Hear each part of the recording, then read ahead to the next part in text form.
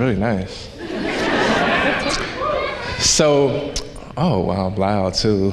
So I'm Daquan Beaver. I'm a community organizer with the Legal Aid Justice Center, and I'm also a part of a statewide nonpartisan campaign called RISE Advocacy Network. And our goal is to reform the juvenile justice system by closing our last 2 remaining juvenile prisons and reinvesting that money into a continuum of community-based alternatives.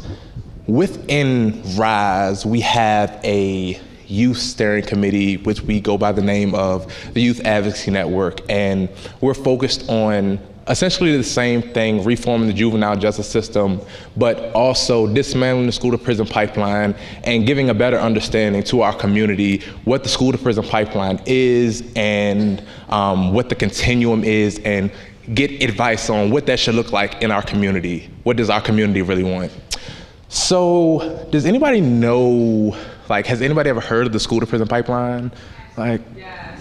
Oh, that's great, that's great. But I still see a few people who haven't. So the school to prison pipeline is exactly what it sounds like. It's an invisible pipeline that railroads our students into law enforcement. And Virginia is #1 in all 50 states in referring students to law enforcement.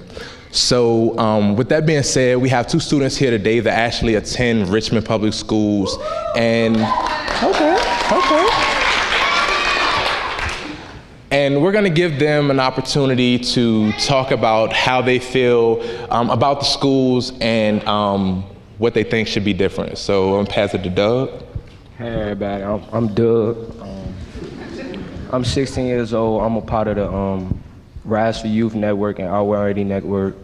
I've been going to Richmond Public Schools basically all my life, and I'm now attending John Marshall High School, and the conditions in the school are terrible. John Marshall recently had bed bugs, mold, and now they have boarded windows. I feel like the police and staff in schools are not properly trained to handle youth. For example, one evening I was just having a bad day. I was sitting on the steps, and the school principal seen me. He didn't ask any questions while I was there. He just told me come to his office, and he suspended me. I also feel like they serve the same food, pizza, fries, chicken, every day. But I feel like these issues should be addressed as soon as possible. But I'm gonna let Maurice pick up on that, guys. My name is Maurice. I'm 16 years old. I went to Henderson Middle School. We have no walls. Like a student could throw a student could throw an object over to the next classroom and hit a teacher, or could hit a student. I'm currently enrolled in Spanish Academy, and it's 3 floors. The first floor is like the office stuff. The second floor is 9th grade through 12th grade, and it's only 4 classes. So like from 9 to 10 to 11 to 12.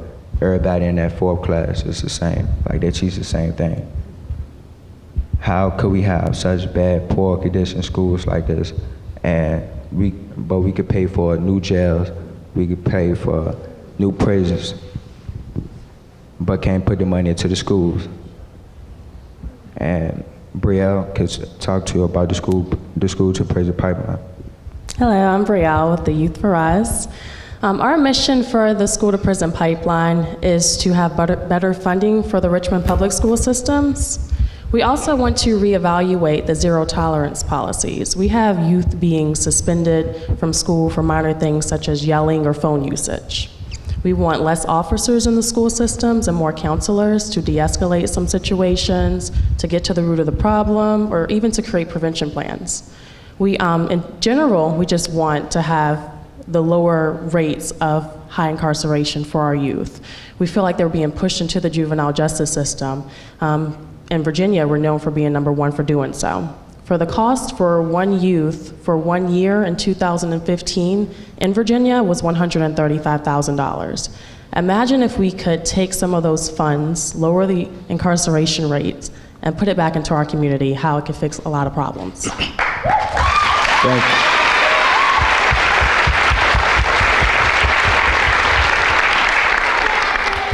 So what you heard today is a group of young people as you see, various ages that want change, and they're fighting for that change. You're probably wondering why we keep talking about prisons, and our topic is like the school to prison pipeline.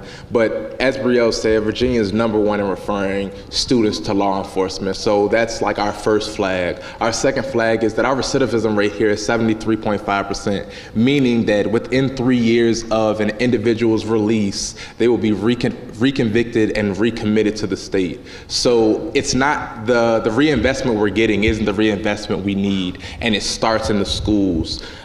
We also feel that having a network of impacted individuals, you've been impacted by the school to prison pipeline, you've been impacted by the juvenile justice system, you are the best advocates to tell your story, because the power of a story, we feel, plays a big part. And I think lastly, I want everyone to know that we need you all's help. This problem needs to be brought up in our communities. We want everyone to know that prisons don't work, and the school to prison pipeline needs to be dismantled. We need youth, we need adults, we need teachers, we need principals. Art 180 and performance statistics are the example of something that's never happened before. Lawyers and advocates and artists all working toward the same goal, and that's a like sister organization. So shout out to Performance Statistics. I know y'all out there somewhere.